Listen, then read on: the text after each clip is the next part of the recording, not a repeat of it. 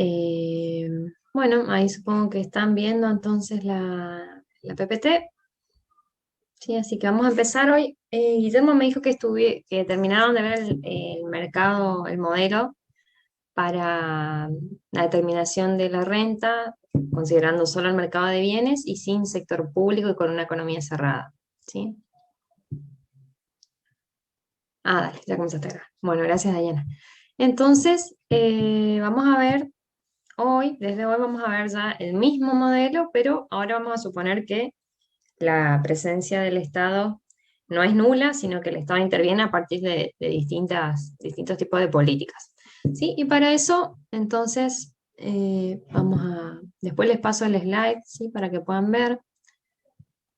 Seguimos en la unidad 2, ¿sí? Unidad 2 es mercado de bienes, ¿sí? Así que seguimos en la unidad 2. ¿Se acuerdan que yo le había dicho primero íbamos a ver el modelo más sencillo, que era un modelo con una economía cerrada y sin sector público, y después a ese modelo le vamos a ir sacando supuesto, digamos, vamos a dejar que entre el Estado y vamos a ver cómo afecta el ingreso de equilibrio. Después, vamos más adelante, vamos a estudiar el mercado de dinero, y ahí vamos a tener la demanda agregada, después vamos a abrir la economía, vamos a ver qué pasa en una economía abierta, y vamos a incorporar la parte de oferta agregada. ¿Sí? Entonces, como que vamos a ir avanzando sobre el mismo modelo. Eh, esperen que estoy con problemas en la compu. Perdón, no me deja. Ahí está. Bueno, entonces me avisan si tienen alguna duda, sí, habiliten el micrófono y me avisan, porque a veces los mensajes del chat no me aparecen enseguida y yo me paso, así que háblenme, nomás no me molesta que me corten.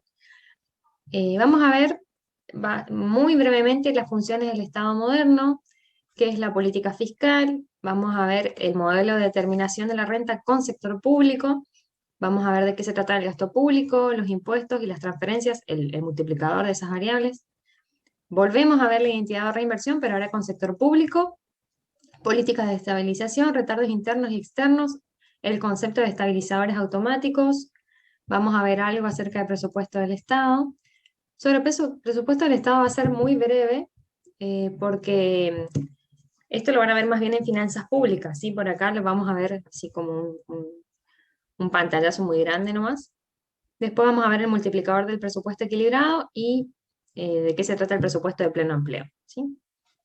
Hoy yo creo que vamos a llegar hasta la mitad más o menos. Y la idea es mañana terminar y poder dar algo de práctica.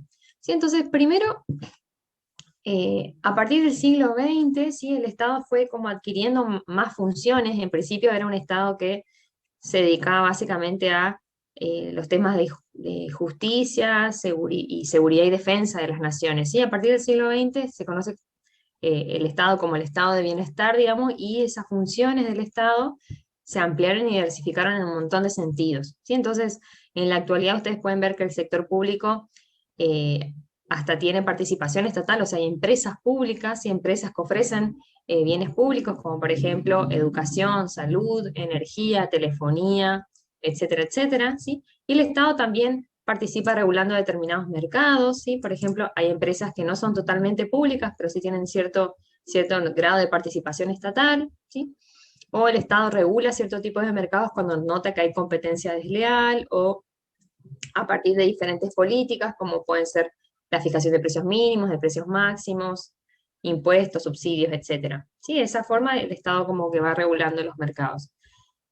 Y bueno, ¿y por qué el Estado realiza esas intervenciones en los mercados? Por un lado, porque puede considerar que existen lo que se llaman fallas de mercado, sí que ahora lo vamos a ver, que es un concepto más micro, si se quiere, sí, donde la falla de mercado hace referencia a la existencia de mercados que no son de competencia perfecta, por ejemplo, monopolios, oligopolios, o sea, mercados que tienen algún grado de concentración y donde los empresarios tienen poder de fijar los precios. ¿Sí? Entonces esos precios son relativamente excesivos en comparación con los de competencia perfecta y eso hace que la asignación de los recursos no sea eficiente por un lado y también lleva a pérdidas de bienestar para los consumidores y los productores, ¿no?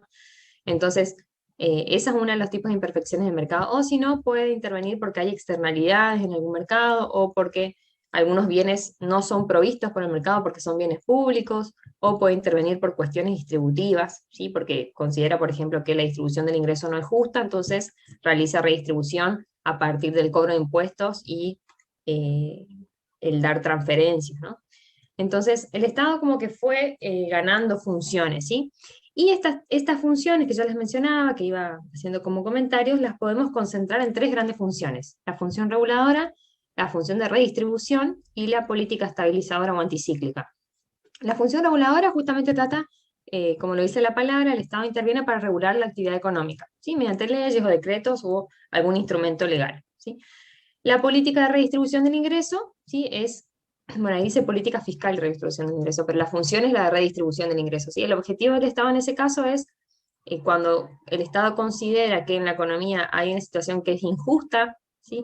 En cierto sentido, por ejemplo, respecto al ingreso, ¿sí? Que hay mucha gente que tiene mucho ingreso y otros muchos individuos que tienen poco ingreso, perdón, poca gente que tiene mucho ingreso y muchos que tienen poco ingreso, si hay una distribución que es inequitativa, entonces el Estado puede intervenir en la economía cobrando impuestos a los de mayores ingresos y usando esos ingresos para redistribuirlo entre los más pobres. Sí, eso sería una política de redistribución. Y esa redistribución del ingreso se puede dar en dinero, digamos, o en especie, ¿sí? Y las políticas estabilizadoras, ¿sí? O la función estabilizadora o anticíclica del Estado, son todas políticas que buscan morigerar los ciclos económicos, ¿sí? Es decir, si ustedes recuerdan ese gráfico que seguro ya han visto, de que el PBI efectivo de la economía fluctúa alrededor de la tendencia, ¿sí? Es decir, existen ciclos económicos y esos ciclos no es muy bueno que sean muy volátiles, ¿sí? Es decir, que hacen recesiones muy profundas y tampoco expansiones muy profundas, digamos. Es bueno que el ciclo económico sea más bien chato respecto a su tendencia. Entonces el Estado puede, si hay una economía que es muy volátil, puede tal vez querer intervenir en la economía a partir de políticas fiscales, ¿sí? Por ejemplo, o monetarias, con el fin de poder suavizar ese ciclo económico, ¿sí? Entonces, estas serían las tres principales funciones del Estado. Bueno, y un poco en relación con esta política estabilizadora, hay políticas que se llaman políticas de estabilización, que justamente hacen esto que les explicaba, ¿no? Este gráfico es medio confuso, digamos, pero acá lo que tenemos es la línea celeste, ¿sí? Vendría a mostrar la evolución del PBI en el tiempo, ¿sí? Tenemos el producto contra el tiempo graficado. Entonces, supónganse que este es un PBI que sube, o sea, se expande, se contrae, vuelve a expandirse y a contraerse. Entonces, si el Estado no interviniera, este gráfico les quiere mostrar esto. Si el Estado no interviniera, el Estado sería así de volátil. Tendría esos ciclos bien pronunciados, ¿sí? Y ahora bien, si el Estado interviniera, a partir de políticas de estabilización, ¿sí? Entonces, lo que lograría es hacer más suave el movimiento del ciclo, ¿sí? Fíjense cómo es más chatita la evolución del producto, ¿sí? Entonces, el Estado lograría achicar las expansiones y también las contracciones. Fíjense que esta era una caída muy abrupta y a partir de la política se busca que la caída no sea tan brusca, ¿sí? Bueno, y la política fiscal es una de las políticas que se usa activamente para estabilizar la economía, ¿sí? Para suavizar ese ciclo. Esa política puede ser expansiva, ¿sí? Y ahora vamos a ver, una política fiscal expansiva consiste, por un lado, en subir el gasto público o las transferencias o bajar los impuestos, ¿sí? ¿Para qué? Para poder achicar la brecha del producto, ¿sí? Es decir, si hay un producto que está por debajo del nivel de pleno empleo, entonces llevarlo más cerca del producto de pleno empleo y expandir el empleo a su vez. Y las políticas fiscales contractivas consisten, perdón, en achicar el gasto público, achicar las transferencias y o aumentar los impuestos, ¿sí? Y eso se hace cuando se considera que la economía está en situaciones de sobreempleo, ¿sí? Es decir, el nivel de producto está por encima del de pleno empleo y por lo tanto la economía está yendo a una situación tal vez inflacionaria, ¿sí? En ese contexto, y por lo tanto se quiere achicar, contraer la actividad económica, ¿sí? Entonces se aplican políticas fiscales contractivas. Bueno, bueno, entonces decíamos, uno de los instrumentos con los que cuenta el Estado, ¿perdón? Son las políticas fiscales expansivas, ¿sí? O políticas fiscales en general. Antes uno podría hacer una gran división, ¿sí? El Estado puede hacer políticas por el lado de la oferta agregada, o políticas de oferta se suele llamar, que las vamos a ver más adelante cuando veamos la oferta, y puede hacer políticas por el lado de la demanda agregada. Y las de la demanda agregada se dividen a su vez en dos: políticas monetarias y políticas fiscales, ¿sí? Porque vamos a ver más adelante en el curso que la demanda agregada justamente se compone por esos dos grandes mercados, digamos, el mercado de bienes y el mercado monetario y financiero en general. ¿Sí? Entonces, dentro de las políticas de demanda agregada tenemos a las monetarias y a las fiscales. Y si nos concentramos por ahora en las fiscales, o sea, las fiscales hacen referencia a variables que entran en juego dentro del mercado de bienes, ¿sí? Y las monetarias entran en juego en el mercado monetario, o sea que las monetarias las vamos a ver más adelante. Entonces nos concentramos en primer lugar en las políticas fiscales, ¿sí? Y dentro de lo que son las políticas fiscales, vamos a ver que el Estado influye, ¿sí?, en el ingreso de equilibrio de dos maneras. Por un lado, realizando gasto público. El gasto público lo vamos a simbolizar con la letra G, ¿sí? Es decir, comprando bienes y servicios. ¿Sí? Esta compra de bienes y servicios que realiza el Estado, vamos a ver que va a impactar directamente en la demanda agregada y en la renta, porque el gasto público es un componente autónomo de la demanda agregada. ¿Sí? Ahora lo vamos a ver en términos de la ecuación. O sea, es un componente que afecta directamente a la demanda agregada. Y por otro lado, el Estado influye también en el ingreso de equilibrio, aplicando impuestos, estos impuestos pueden ser fijos o proporcionales al ingreso, y realizando transferencias, ¿sí? Y estos impuestos y estas transferencias no afectan directamente a la demanda agregada, sino que afectan primero al ingreso de las personas, ¿sí?, al ingreso de los hogares, y a partir de ese efecto en el ingreso afectan el consumo, ¿sí?, y a partir del efecto en el consumo afectan a la demanda agregada y a la renta, ¿sí? Entonces es como un efecto más indirecto, el de los impuestos y las transferencias. A ver que tenemos una pregunta. Bueno, volvemos a esa pregunta, ¿sí? Que ya me habían hecho, habíamos hablado la semana pasada. Octavio dice, en una economía como la Argentina, con recesión, pero también alta inflación, ¿qué se aplica?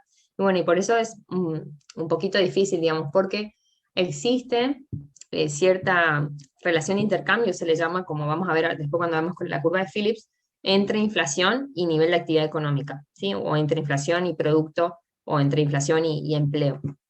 ¿Sí? Entonces, gran parte de las políticas que se pueden hacer para contener la inflación son, digamos, van en contra de la actividad económica, o sea, te contraen la actividad económica, ¿sí? Entonces, salvo las políticas por el lado de la oferta agregada, pero que son un poquito más difíciles de implementar, ¿sí?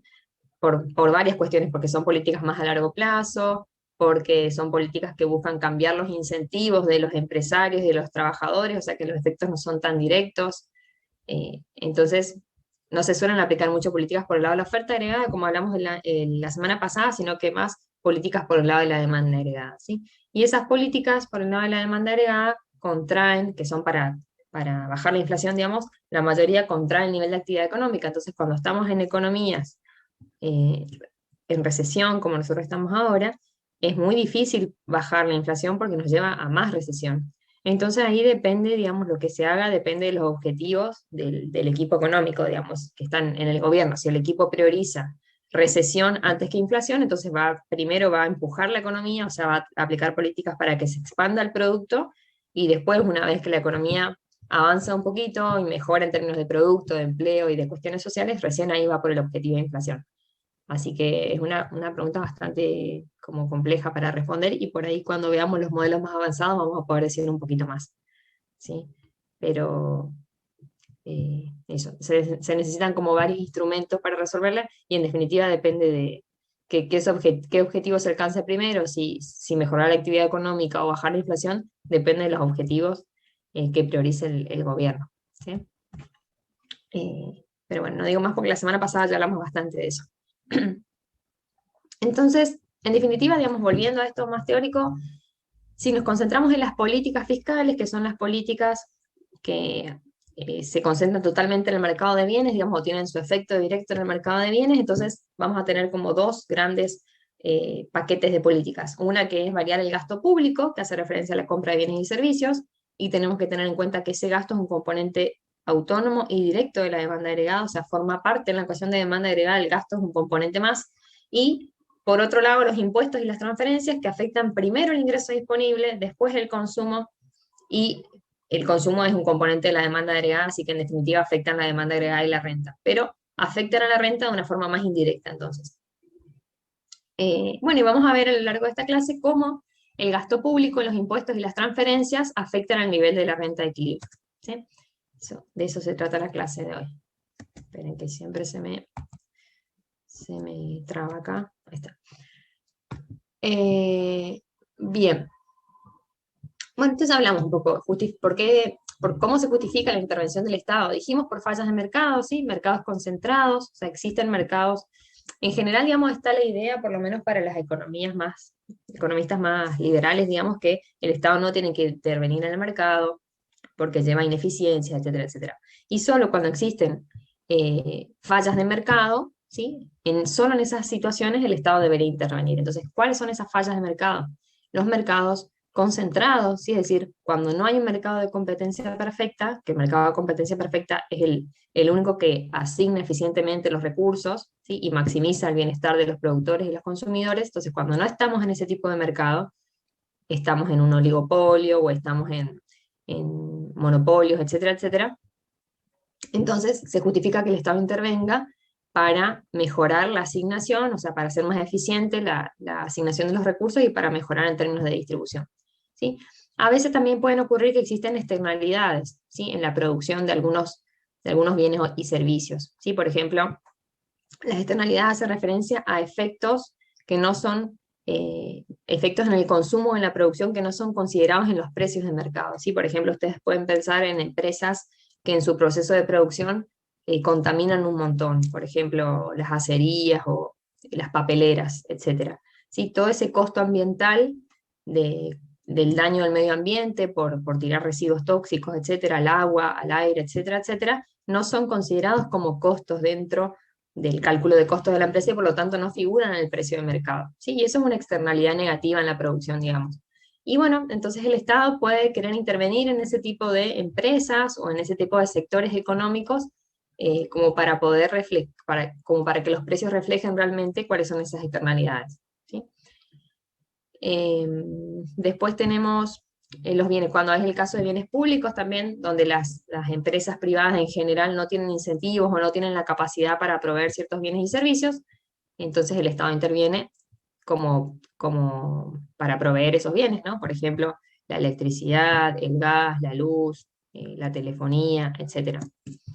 Después, también se justifica la intervención del Estado cuando hay economías en recesión, cuando hay desempleo, condiciones sociales desfavorables, ¿sí? Se suele justificar la intervención del Estado a partir de políticas expansivas, por cuestiones distributivas, como ya lo dijimos, y bueno, entre otras, ¿sí? Entonces, bueno, si consideramos que el Estado tiene que intervenir, si por algún motivo, entonces, ¿cómo nosotros modelamos, cómo modelamos la entrada del Estado en nuestro modelo, el modelo que vimos hasta ahora? Vamos a hacerlo a partir de la política fiscal, ¿sí? Siempre concentrados por ahora en el mercado de bienes y servicios. Entonces vamos a definir la política fiscal como la política del gobierno que está relacionada con el nivel de compras del Estado, ¿sí? Es decir, con el gasto público, con el nivel de transferencias y con la estructura impositiva, ¿sí? Por los impuestos. Entonces tenemos tres variables: gasto público, transferencias e impuestos. Entonces vamos a suponer, nosotros no vamos a analizar cuál es el proceso para la toma de decisiones dentro del Estado, digamos. En términos de gasto público, ustedes saben que cada economía, cada país tiene su presupuesto y lo trabaja, ¿sí? Un presupuesto anual, por ejemplo, y plurianual creo que también hay. Entonces, en base a ese presupuesto, el Estado se compromete a realizar ciertos gastos, digamos, y más o menos de ahí no se puede salir, ¿sí? Pero nosotros no vamos a analizar cómo es ese proceso de debate y etcétera, etcétera, como para llegar al presupuesto. Vamos a suponer que el nivel de gasto público es exógeno, ¿sí? Es decir, el Estado de alguna forma fija ese nivel de gasto. Entonces vamos a modelizarlo con esta ecuación de comportamiento, ¿no? Gasto igual a gasto autónomo o exógeno, ¿sí? Donde el gasto hace referencia a la compra de una cantidad de bienes y servicios constante, entonces, ¿sí? Que viene dada para el modelo. Por otro lado, las transferencias vamos a hacer lo mismo. Vamos a suponer que el Estado realiza una cantidad constante de transferencias y esas transferencias son exógenas al modelo, ¿sí?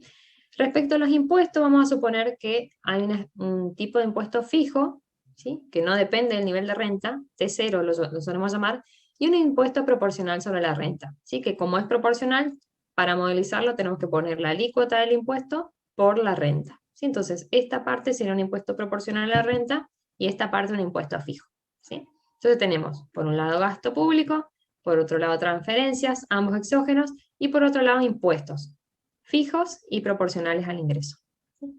Fíjense que los impuestos también son exógenos, ¿sí? Tienen cierto valor dado este T0 y este T. Bueno, entonces esas son las tres variables que vamos a introducir ahora al modelo como para poder modelar la política fiscal e introducir la participación del Estado, digamos, en este modelo de determinación de la renta. Y nosotros podemos, otra cuestión que es de interés, digamos, es poder calcular cuál es el saldo de las cuentas fiscales. Sí, el Estado, en función de los gastos que realice, las transferencias que realice y los impuestos que cobre, va a tener un saldo de las cuentas fiscales. ¿Sí? ¿Cómo lo vamos a modelizar? Ese saldo lo vamos a definir como la diferencia entre sus ingresos, donde los ingresos suponemos por el momento que solo son tributarios, ¿sí? Entonces, impuestos, tanto fijos como proporcionales, menos todos sus gastos, ¿sí? Entonces, menos el gasto público, menos las transferencias, ¿sí? Entonces, vamos a decir que si los impuestos son mayores que los gastos, que las erogaciones totales, el Estado va a tener un superávit fiscal, y si los ingresos son inferiores a las erogaciones, el Estado va a tener un déficit fiscal. ¿Sí? Así vamos a definir las dos posibles situaciones del Estado. Y si es igual a cero, está en equilibrio. Las cuentas fiscales tienen un saldo equilibrado, digamos. Bueno, ¿alguna pregunta hasta acá? Nada. Entonces ahora sí vamos a meter estas nuevas ecuaciones en nuestro modelo, ¿sí? Entonces, ustedes se acuerdan que antes habíamos dicho, vamos a empezar desde esta ecuación. Nosotros para poder determinar la renta de equilibrio en este modelo, lo que hacemos es igualar la renta con la demanda agregada, ¿sí? O la producción con la demanda agregada.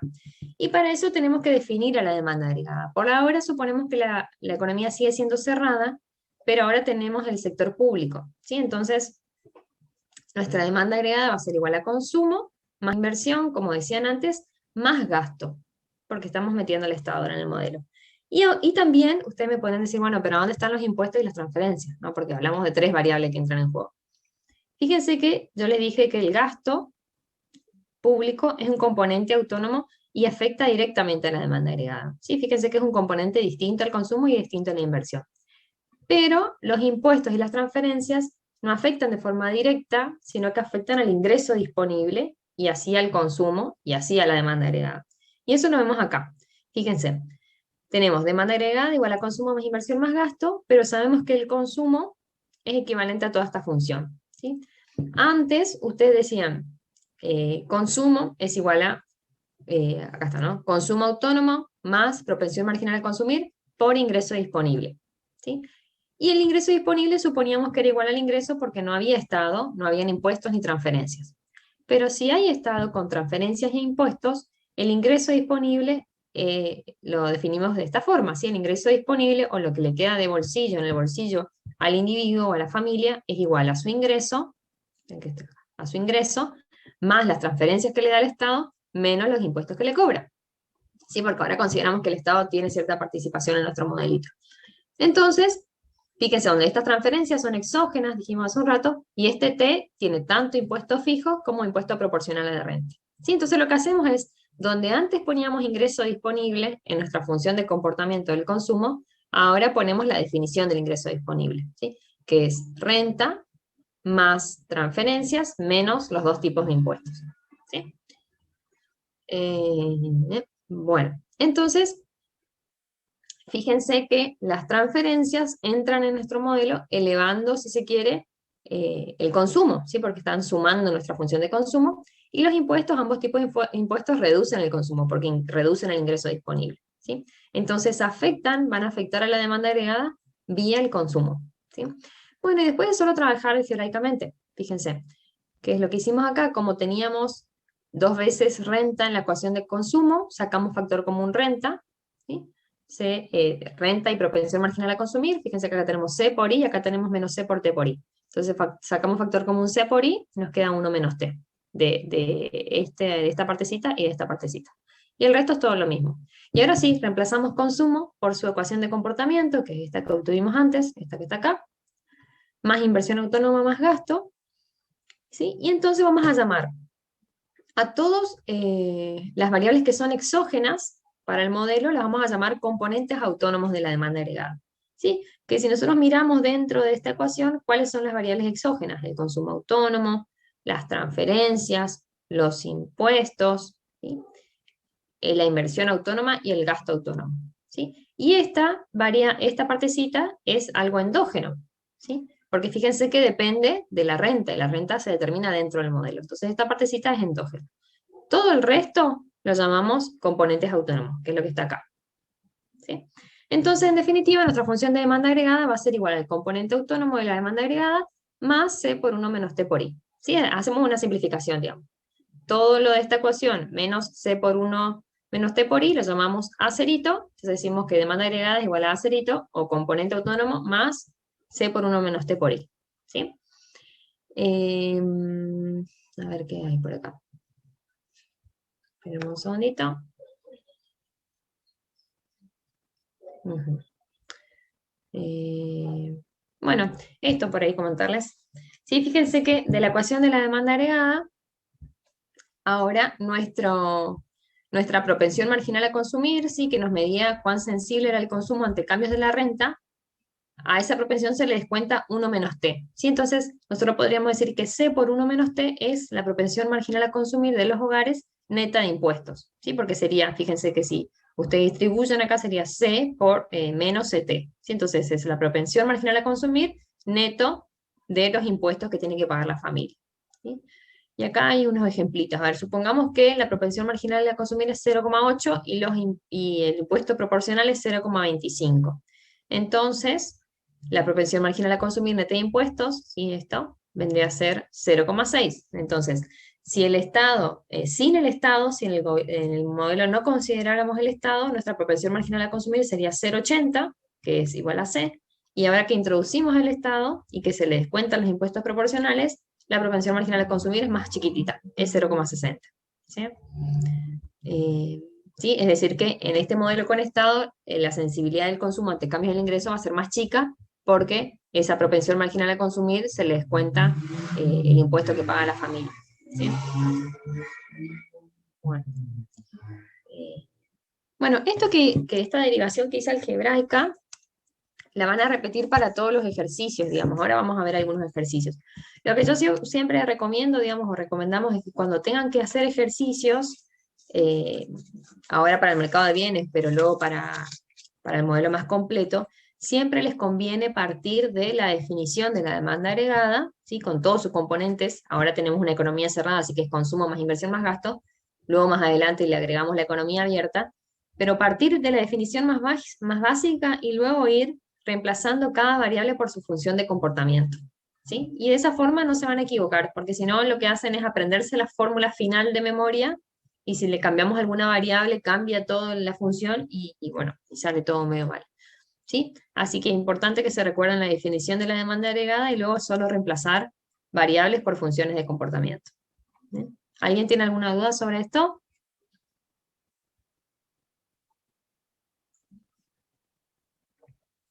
Bueno, ninguna duda. Entonces, ahora sí, si pasamos a la... Estas eran las ecuaciones, ¿sí? Del modelo. ¿Sí? Entonces, fíjense, perdón que vuelva, pero tenemos como ecuaciones de comportamiento, entonces esta para el consumo, esta final para el consumo, la inversión es una inversión autónoma, esa es su ecuación de comportamiento, y el gasto es un gasto autónomo, esa es su ecuación de comportamiento. Y ahora pasamos a la determinación de la renta de equilibrio en este modelo, ¿sí? ¿Cómo hallamos la renta de equilibrio? Tenemos que igualar producción con demanda agregada, o renta con demanda agregada, entonces reemplazamos la demanda agregada por la forma funcional que encontramos antes, por esta que está acá abajo, ¿sí? Entonces, demanda agregada es igual a componentes autónomos de la demanda agregada más C por 1 menos T por I. Y queremos hallar el valor de I, ¿sí? Queremos encontrar la renta de equilibrio. Entonces lo que hacemos es llevar para el lado derecho de la ecuación todo lo que tenga renta, ¿sí? Entonces todo esto lo llevo para el primer miembro y ahí saco factor común I. Si sacan factor común I, le va a quedar 1 menos C por 1 menos T por I, ¿sí? Igual a componentes autónomos, y luego toda esta partecita la llevan para el segundo miembro para despejar la renta. Y así encuentran la forma para la renta de equilibrio. ¿Sí? Entonces, ¿qué nos dice? Esta ecuación nos dice que la renta de equilibrio depende de los componentes autónomos, ¿sí? Y depende del multiplicador, perdón, estoy quemada y recién empiezo la clase, de la propensión marginal a consumir, que es esta C chiquitita, y de los impuestos. ¿sí? Y bueno, y acuérdense que dentro de los componentes autónomos, ¿qué variables tenemos? Tenemos el consumo autónomo, la inversión autónoma, el gasto público, las transferencias, ¿sí? Entonces, fíjense, el gasto autónomo, ¿de qué forma influye en el ingreso de equilibrio? Influye de forma positiva. Ahora lo vamos a ver en ejemplos más específicos, ¿sí? Pero ustedes pueden pensarlo desde la intuición, ¿sí? Cuanto mayor es el gasto público, mayor es la demanda agregada y eso va a impulsar a la producción hacia el alza, digamos. Ahora vamos a ver el mecanismo. Lo mismo con la inversión, ¿sí? Lo mismo con las transferencias, ¿sí? Y bueno, y lo único que haría reducir la demanda agregada y el ingreso de equilibrio, basándome en los componentes autónomos, digamos, serían los impuestos fijos. Y que fíjense que acá todo esto, toda esta partecita y esta partecita son componentes autónomos, acá lo tenemos, ¿sí? Entonces fíjense, todo lo que figura con signo más es como que aumenta la demanda agregada, ¿no? Consumo autónomo, transferencias, inversión y gasto, y lo que contrae la demanda agregada serían los impuestos fijos, en términos de componentes autónomos, ¿sí? Bueno, y otra cuestión que está bueno explicarles acá es que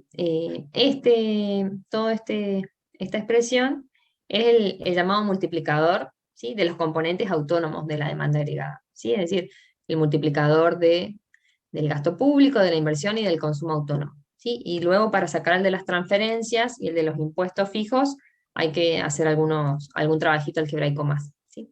Eh, bueno, y acá está entonces, este sería el multiplicador, ¿sí? Toda esta expresión que está aquí. Y acá hay cálculos, diferentes cálculos del multiplicador, si su marginal a consumir es 0,8 y que no hay impuestos, entonces fíjense que el multiplicador sería 5. Y si la propensión fuera del mismo valor, pero sí hubieran impuestos proporcionales, igual a 0,25, entonces el multiplicador sería relativamente más chiquitito, ¿sí? ¿Cómo interpretamos este multiplicador? Ya lo vieron ustedes con Guillermo, ¿no? Pero supongamos si analizamos, perdón, el consumo autónomo, diríamos que un aumento marginal en el consumo autónomo aumenta el ingreso, o el aumento, perdón, en una unidad del consumo autónomo, si se quiere, aumentaría en 5 el ingreso de equilibrio para el primer caso. Y si hubiera estado y el Estado aplicara impuestos proporcionales con esta alícuota, el aumento en el ingreso de equilibrio sería de 2,5. ¿Sí? A ver, esperen un poquitito. Bueno, ahora vamos a ver cómo calculamos los multiplicadores para las diferentes variables, ¿sí? Pero fíjense que para cada una de estas variables, para todas en realidad las que están en la demanda agregada, para cada una de ellas podemos calcular multiplicadores, ¿sí? Para el consumo, para las transferencias, para los impuestos fijos, para la inversión y para el gasto. Esta expresión que está acá es el multiplicador que vale para la inversión, para el gasto y para el consumo autónomo.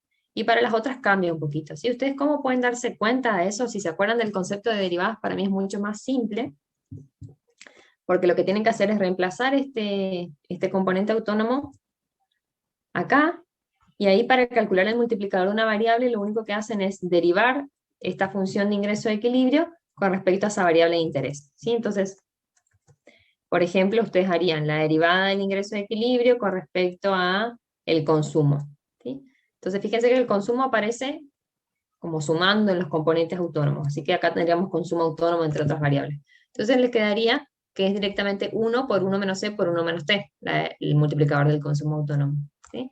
Lo mismo para el gasto, porque aparece sumando sin otra variable, digamos, que lo multiplique sin otro parámetro, y lo mismo para la inversión.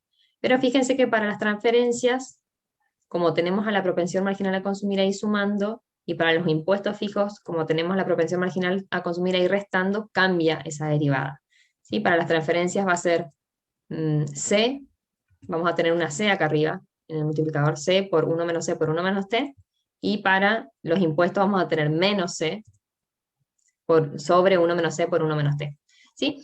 No solemos calcular el multiplicador en términos de derivadas, pero para mí es mucho más sencillo, digamos, para los que les suelen, o sea, se acuerdan de las derivadas, las reglas derivadas, está bueno, y además no es nada difícil esta regla, ¿sí? Solo reemplazan los componentes autónomos acá, de nuevo digo, y derivan el ingreso de equilibrio con respecto a la variable para la cual quieren calcular el multiplicador, ¿sí? Bueno. Bueno, y en definitiva acá lo que hacíamos con este ejemplo era entonces mostrar que ese multiplicador, ese efecto multiplicador, ¿sí? De la expansión inicial en la demanda agregada y cómo ese efecto lleva llega al ingreso, se reduce, en este caso, por la presencia del Estado, porque el Estado cobra impuestos que antes nadie los cobraba. O sea, se está quitando renta a los hogares por medio de, de la tributación y antes eso no existía, digamos, para nuestro modelo. Así que comparativamente el multiplicador es más bajo con Estado, ¿sí? Bueno. Ya. Entonces, ¿tiene alguna pregunta hasta ahora? Si no, ya empiezo a analizar algunas políticas más específicas. ¿Sí? Si no hay preguntas, vamos a ver primero los efectos de un aumento del gasto público, ¿sí? Entonces, fíjense, vamos a pensarlo primero en términos intuitivos, me parece bueno, ¿sí? Vamos a ver una política de aumento del gasto público, o sea, una política fiscal expansiva, ¿sí? Entonces, si nosotros pensamos, o sea, lo que queremos hacer es ver cómo eso influye por ahora en la renta de equilibrio, ¿sí? Porque es un modelo para la determinación de la renta. Entonces, tenemos que pensar un poquito en nuestro modelo y nos damos cuenta que el gasto público es un componente de la demanda agregada, ¿sí? Entonces, si aumenta el gasto público, va a aumentar la demanda de bienes y servicios, ¿sí? Va a aumentar de forma directa, y dado el nivel de producción que hay en ese momento del tiempo, entonces la demanda agregada va a acceder a la producción, ¿sí? Va a haber un exceso de demanda agregada. Entonces, ¿cómo se va a cubrir ese exceso? Bueno, los empresarios van a ajustar, van a usar sus inventarios en principio, ¿sí? Van a reducir sus stocks o van a hacer una inversión no planeada negativa, ¿sí? Y para cubrir esa brecha de demanda y producción, y ese exceso de demanda agregada va a ser un incentivo para que los empresarios ajusten su producción hacia el alza, como para poder satisfacer esa demanda a lo largo del tiempo, ¿no? Entonces los empresarios van a aumentar la producción y en definitiva vamos a terminar con una producción relativamente más grande, ¿sí? Dado en la política inicial de aumento del gasto público. ¿Sí? Entonces, a eso es lo que tenemos que llegar, a que aumenta el gasto público, aumenta la demanda agregada y por efecto multiplicador va a aumentar la renta. ¿Sí? Acuérdense que esos mecanismos de transmisión a nosotros nos importan mucho. ¿Sí? En este caso, entonces, vuelvo a repetir, el mecanismo de transmisión sería el siguiente. ¿Sí? El efecto directo sería el aumento del gasto público que aumenta la demanda agregada. ¿Sí? Ese aumento de la demanda agregada, en principio, se cubre entonces vía reducción de las existencias de los empresarios, ¿sí? O inversión no planeada negativa. Bueno, y esa demanda agregada se constituye en renta para ciertas personas, es un aumento de renta, esa mayor renta se vuelve a volcar en el mercado porque la mayor renta lleva mayor consumo, ¿sí? Y ese consumo a su vez es un componente de la demanda agregada, que por lo tanto vuelve a aumentar la demanda agregada, vuelve a aumentar la renta, ¿sí? Vuelve a aumentar el consumo y así sucesivamente ese efecto multiplicador que Guillermo les explicó, ¿sí? Entonces, la expansión inicial del gasto expande la demanda agregada y lleva una expansión del producto mucho más grande que el aumento inicial del gasto. ¿Por qué se hace aumento más grande? Por justamente el efecto multiplicador, ¿sí? Entonces tendríamos que mostrar que esta política fiscal expansiva aumenta la renta de equilibrio. Bueno, ¿y cómo lo hacemos gráficamente?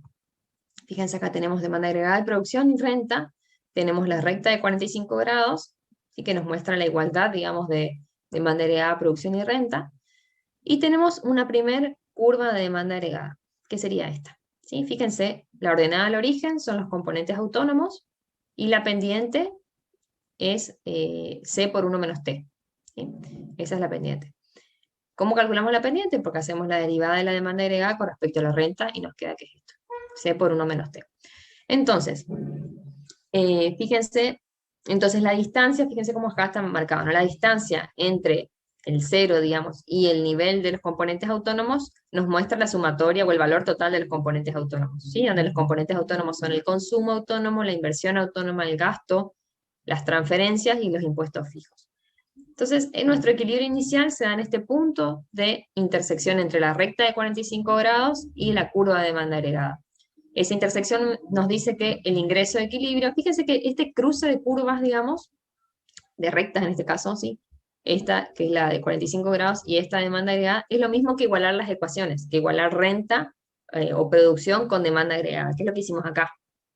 Acá lo hicimos en términos algebraicos, acá lo hacemos en términos gráficos, ¿sí? Fíjense que es lo mismo, igualamos, buscamos el punto para el cual se igualan las dos expresiones.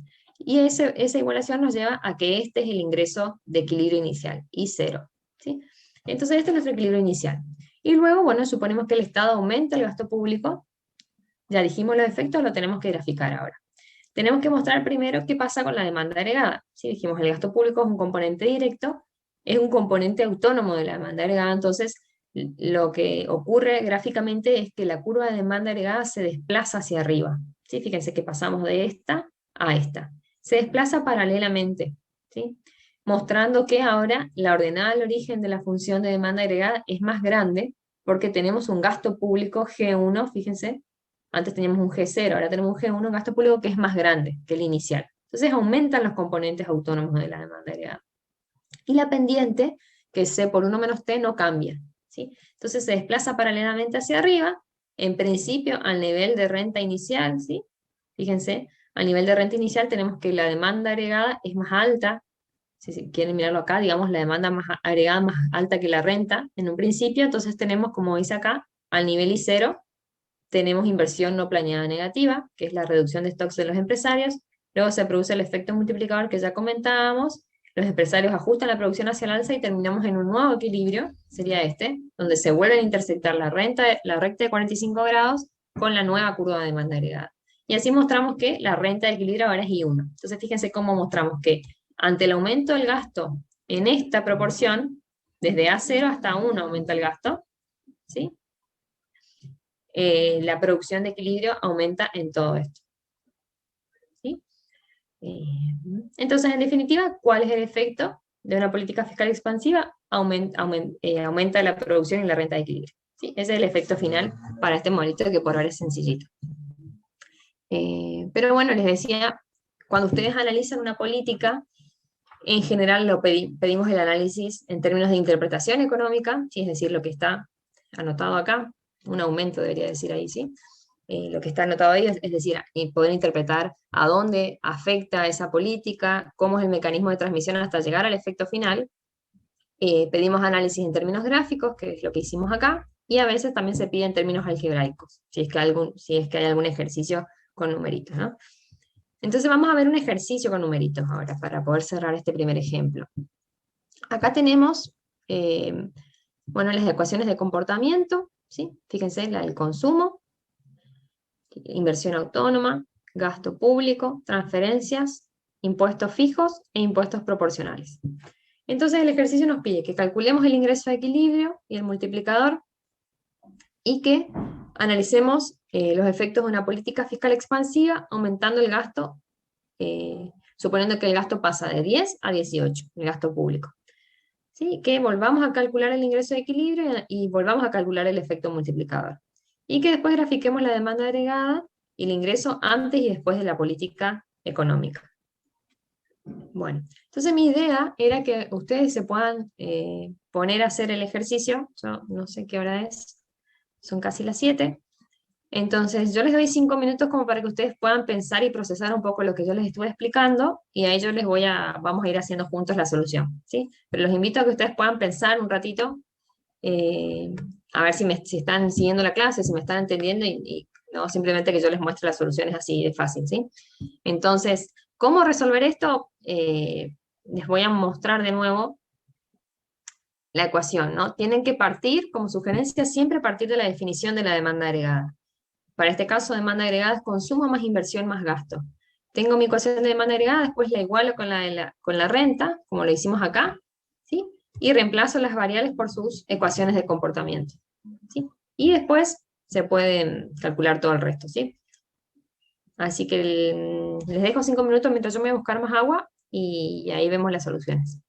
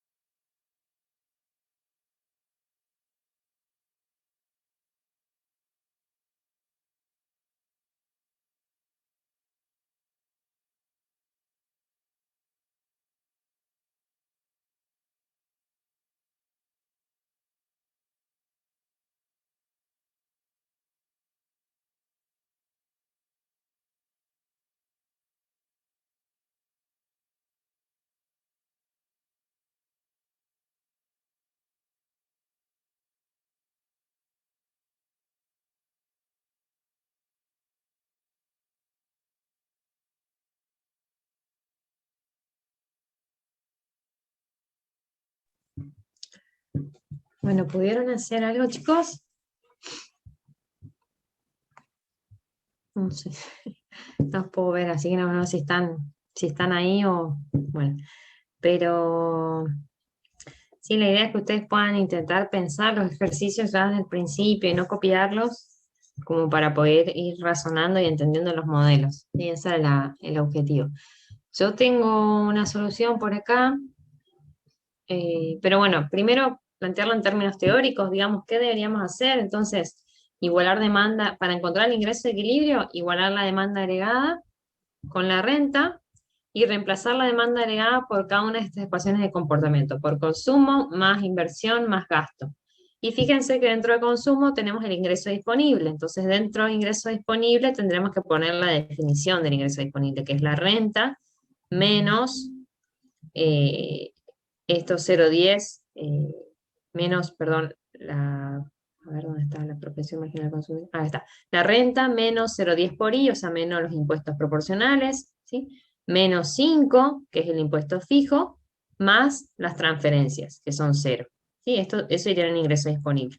Y luego ir trabajando algebraicamente para despejar el ingreso de equilibrio. Y para calcular el multiplicador, siempre se le suele llamar, si dice multiplicador, así sin dar más explicaciones, hace referencia a, esperen un poquito, que se me traba la compu. ¿Qué me hace esto?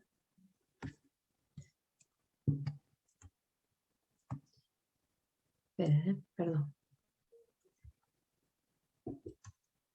Ahí está. Hace referencia a esta expresión, ¿sí? Que es la que surge de buscar la fórmula para el ingreso de equilibrio. Así que vendrá a ser el multiplicador del gasto, de la inversión autónoma o del consumo autónomo. ¿Sí? Entonces, tendrían que buscar esta expresión, digamos, que está acá, esta expresión sería el multiplicador, y luego asumir que el gasto aumenta, pasa de 10 a 18 y volver a hacer el mismo cálculo. Y bueno, para volver a hacer el mismo cálculo hay dos formas.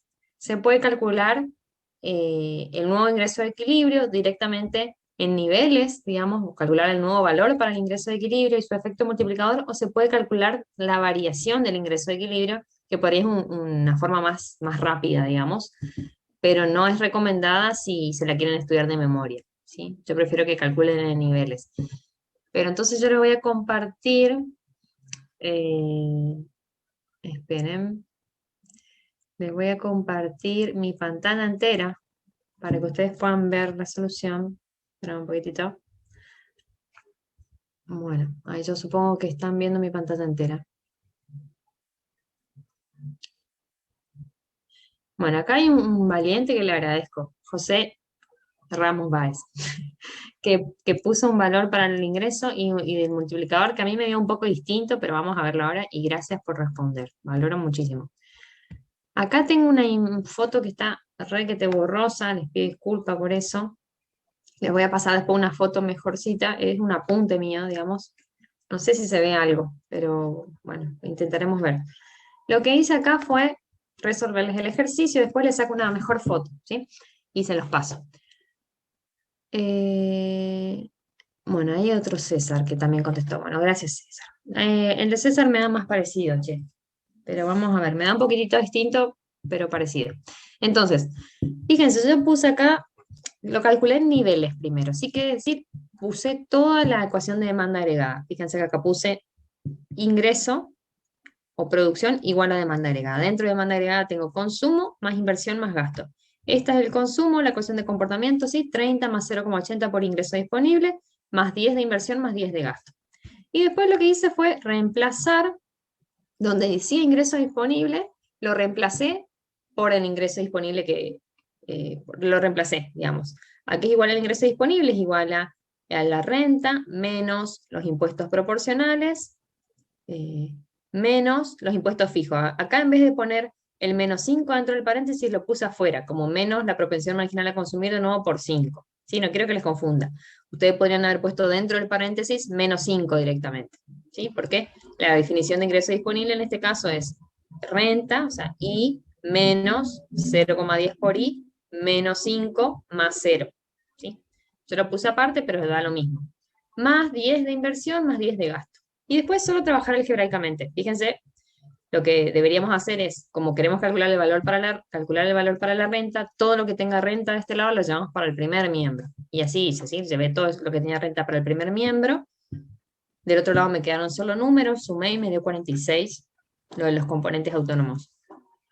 Después acá saco factor común, me queda renta igual a 1 menos 0,8 menos más 0,08. Y bueno, estos números los llevo para el segundo miembro y me da que la renta de equilibrio es igual a 46 sobre 0,28. Entonces mi ingreso de equilibrio es 164,29. ¿Sí? Eso me da a mí. Bueno, y el multiplicador, ¿cómo lo calculo? Es 1 sobre 0,28, ¿sí? Porque 0,28, fíjense que es, acá puse la fórmula del multiplicador. El multiplicador es 1 sobre 1 menos c por 1 menos t, para este caso, ¿sí? Y bueno, entonces ustedes hacen 1 menos c por 1 menos t, es 0,28. 1 dividido 0,28, 3,57.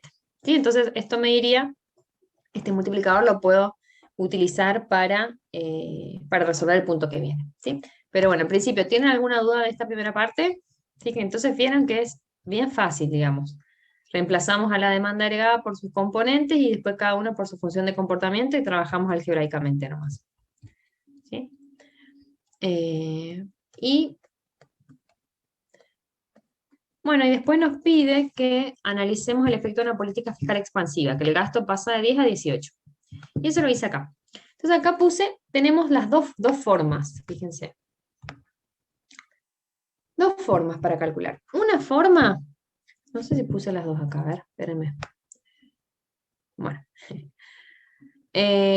acá está la forma, ¿no? Fíjense, acá, veamos estas dos primero. Una forma es volver a plantear toda la ecuación para determinar el ingreso de equilibrio. ¿Sí? Es decir, volver a escribir todo esto, toda esta ecuación, pero ahora donde decía G igual a 10, nosotros ponemos G igual a 18. O sea, el gasto deja de ser 10 y pasa a ser 18. Y ahí hacemos lo mismo, despejamos la renta y encontramos el valor del ingreso de equilibrio. Y la otra forma, que es una forma más rápida, perdón, es una forma más rápida, calculamos en términos de variación. O sea que acá usamos el cálculo del multiplicador. Si nosotros queremos calcular, acá yo me escribí la ecuación del ingreso de equilibrio, ¿sí? Que para encontrar esta ecuación, ¿cómo pueden hacer? Estudiarse de memoria es una mala recomendación. Lo que tienen que hacer es escribir esta ecuación que está acá arriba, esta, perdón, esta, pero con letras, digamos. ¿Sí? En vez de decir 30, pondríamos consumo autónomo, más propensión marginal a consumir, por ingreso disponible, más inversión, más gasto. Y ahí van trabajando en la ecuación para que les quede todo en términos de las variables y no con números. Y entonces, si ustedes hacen eso, van a llegar a esta ecuación que está acá. Y entonces esta ecuación, fíjense que nos sirve para poder calcular directamente cómo cambia el ingreso de equilibrio cuando cambia alguno de los componentes de la demanda agregada, ya sea el consumo, la inversión, los impuestos fijos, el gasto. ¿Sí? Para todo nos sirve para calcular cuánto cambia el ingreso de equilibrio ante cambios en cualquiera de estos componentes, menos en los impuestos proporcionales. Cuando cambian los impuestos proporcionales, sí o sí tenemos que volver a plantear toda la ecuación. ¿Sí? Porque fíjense que para calcular esta variación en el ingreso, el cambio en el ingreso justamente en términos de variación, lo que hacemos es decir, bueno, si esta es la función del ingreso de equilibrio, puedo calcular cuánto cambia este ingreso de equilibrio con el multiplicador multiplicado por la variación de la variable que yo quiero analizar. En este caso yo quiero analizar cambios en el gasto. Entonces yo digo que el cambio en el ingreso es igual al cambio en el gasto por el multiplicador del gasto. ¿Sí? Bueno, ¿cómo sé que este es el multiplicador del gasto? Porque yo derivo la función de ingreso con respecto al gasto y me queda 1 sobre 1 menos c por 1 menos t. Este es el multiplicador del gasto. ¿Sí? Entonces, después lo único que hacen, así ustedes podrían calcular para cualquier otra variable, ¿sí? Para los impuestos fijos, para la inversión autónoma, para el consumo autónomo. De nuevo, menos para impuestos proporcionales, porque en ese caso no van a tener una variación acá para poder completar la fórmula, ¿sí? es una variable, digamos, que entra en juego directamente en el ingreso disponible, entonces sí o sí hay que calcular todo de vuelta a la ecuación. Independientemente de qué forma usen para hacer el cálculo, le tiene que dar lo mismo, ¿sí? Entonces, yo puse acá la variación en el ingreso de equilibrio va a ser igual a 3,56, que era el multiplicador, por 8, porque la variación del gasto, o sea, pasar un gasto de 18, antes tenía un gasto de 100, eso es igual a 8. ¿Sí? Entonces, 3,56 por 8 me da que el ingreso cambia en 28,48. Entonces, el nuevo ingreso de equilibrio es el ingreso anterior, ¿sí? Que era 164, me parece. 164,24.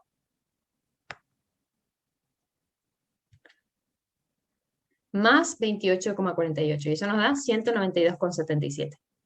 ¿Sí? Entonces, si el gasto público aumenta en 8, ¿sí? Pasa de 10 a 18, el ingreso, fíjense que aumenta en 28,48. Y ahí vemos el efecto multiplicador. El ingreso de equilibrio cambia en una proporción relativamente más grande que la del gasto. ¿Sí? Entonces, independientemente de que hagan así, en términos de variaciones o en términos de niveles, le tiene que dar lo mismo. ¿Sí? Solo presten atención de que cuando ustedes usan esta fórmula de multiplicador, tienen que usar el multiplicador que sea adecuado y recordar que el cálculo que hacen es para la variación del ingreso. Entonces, para calcular el nuevo nivel de ingreso, tienen que sumar esta variación o restar, dependiendo del signo que les da acá, al ingreso inicial. Y ahí obtienen el nuevo ingreso de equilibrio. ¿Sí? Bueno, y en términos gráficos, acá te hice un gráfico que, perdón si está medio desprolijo, ¿no? Es el mismo gráfico que estaba en la PPT, fíjense. La recta de 45 grados, la primera función de demanda agregada, asociada a determinado nivel de gasto y componente autónomo, aumenta el gasto público, desplaza la demanda agregada hacia arriba y se intersecta con la línea de 45 grados en un punto más a la derecha, digamos, está mostrando que el ingreso de equilibrio aumenta. El inicial era 124,29 y el ingreso de equilibrio posterior a la política es de 192,77. Entonces, este sería el incremento del gasto, la diferencia entre A0 y A1, y la diferencia en los ingresos sería todo esto, ¿no? Bueno, y la interpretación de la política ya la vimos recién. Bueno, ¿tienen alguna duda de esto?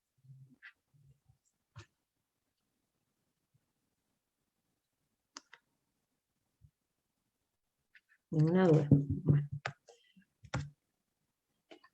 Bueno, me gustaría que me digan si tienen dudas, porque yo digamos, no quisiera pasarles toda la solución algebraica, porque si no, ustedes no participan en clases. Lo que voy a hacer es pasarles los resultados nomás. ¿Sí? Así que les pido que los ejemplos que les doy, ustedes me vayan avisando si algo no entienden. ¿Sí? A mí no me molesta volver a explicar. Bueno, entonces quedó entendido. Ahora vamos a ver otro ejemplo. Vamos a ver un aumento de los impuestos proporcionales. ¿Sí? Los proporcionales a la renta. Entonces, primero siempre está bueno ir a la interpretación, digamos, ¿qué esperamos que pase con el ingreso de equilibrio?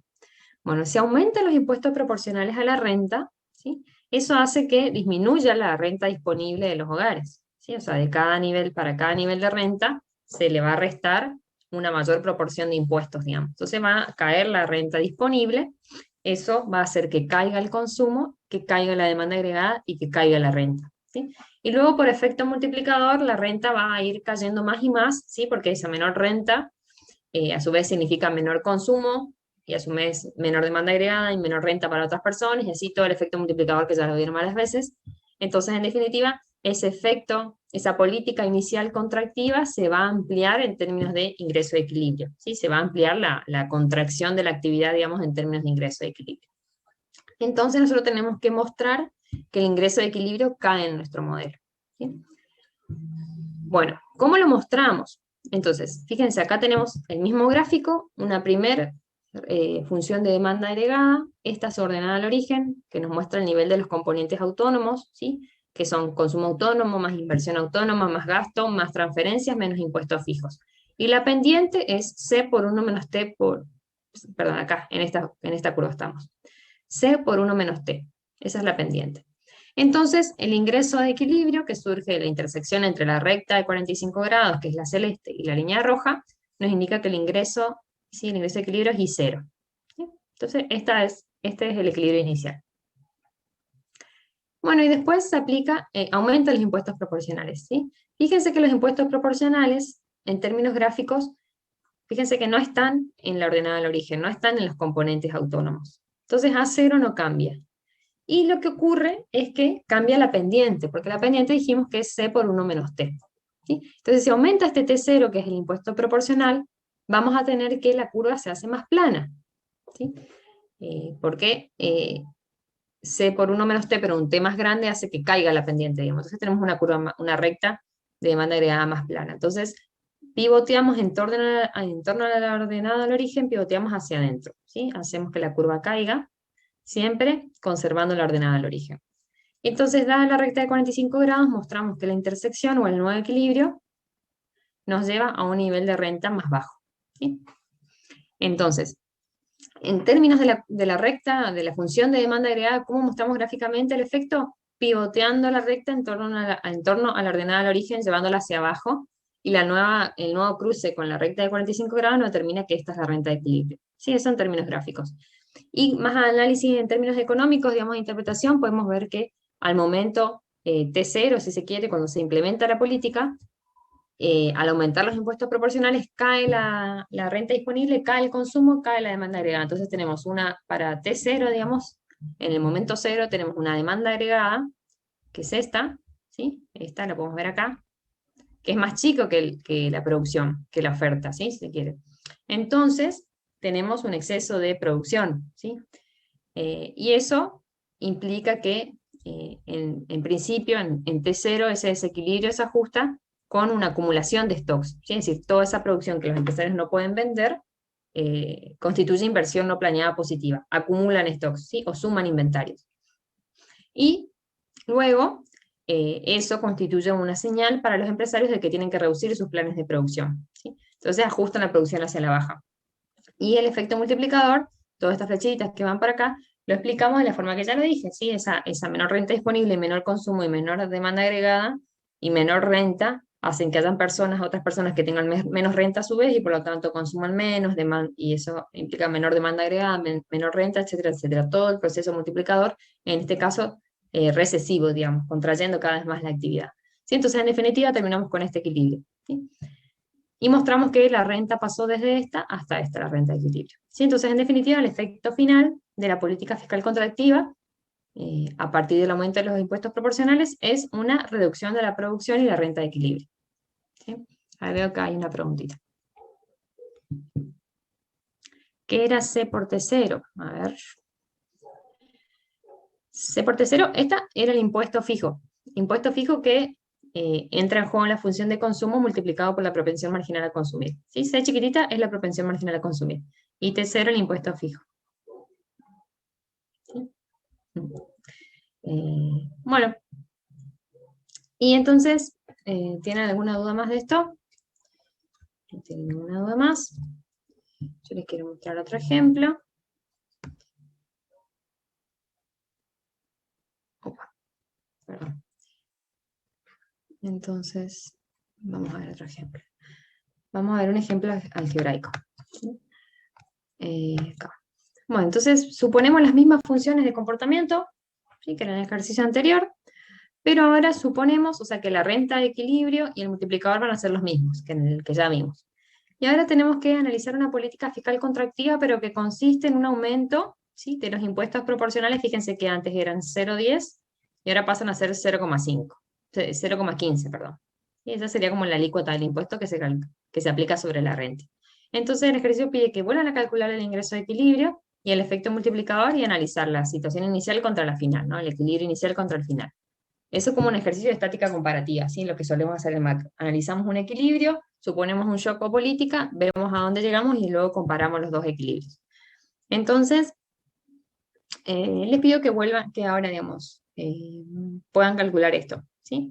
Ver cómo afecta el ingreso de equilibrio y el multiplicador que los impuestos proporcionales sean un poquitito más altos. ¿Sí? Entonces, de nuevo, yo les doy 5 minutos como para que ustedes puedan pensar y les muestro la solución.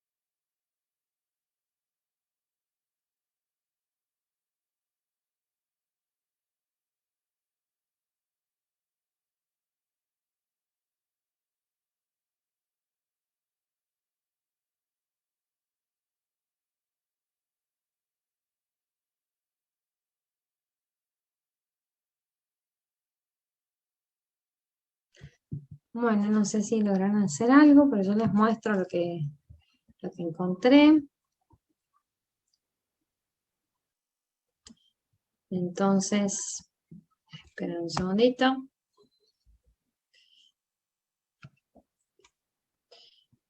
¿Es esto? Sí. Bueno, entonces, el primer nivel de renta y multiplicador es el mismo que habíamos encontrado antes, ¿sí? 164,29 y el multiplicador 3,57. Y entonces el ejercicio nos pide una política fiscal contractiva que consiste en un aumento de los impuestos proporcionales. Entonces, acá tenemos como dos formas de calcular, si se quiere. El cálculo en niveles, ¿sí? Volver a plantear toda la ecuación, ¿sí? Como lo hicimos acá, ¿sí? Que el ingreso es igual a función de demanda agregada, donde cada componente de la demanda agregada lo reemplazamos por su función de comportamiento. O si no, pueden directamente partir de la formulita para la determinación del ingreso de equilibrio, ¿sí? Que ¿de dónde la sacamos? Bueno, de plantear todas las mismas ecuaciones que están allá arriba, pero con variables y parámetros, no en términos numéricos. O si se la acuerdan, la usan directamente. Las dos formas llevan a lo mismo, digamos, porque esta ya está resumida, digamos, resume el cálculo del ingreso. Entonces yo usé esta como para hacer más rápido el cálculo. Y lo único que hago es, acá en T, donde antes decía 0,10, ahora pongo 0,15. Y el resto es reemplazar las variables por sus valores. Y me da un ingreso de equilibrio de 134,75, ¿sí? Entonces, ahí veo que ya es coherente, digamos, porque el ingreso inicial era 164, aumentan los impuestos proporcionales y esperamos que caiga el ingreso de equilibrio, ¿sí? Yo encuentro esa caída. Una forma de, ustedes pueden chequear, digamos, que no haber metido la pata en el álgebra, ¿sí? ¿Cómo pueden chequear? Ustedes usan ese ingreso de equilibrio, ¿sí? Usan ese ingreso de equilibrio y, a ver, lo podremos usar acá, ¿sí?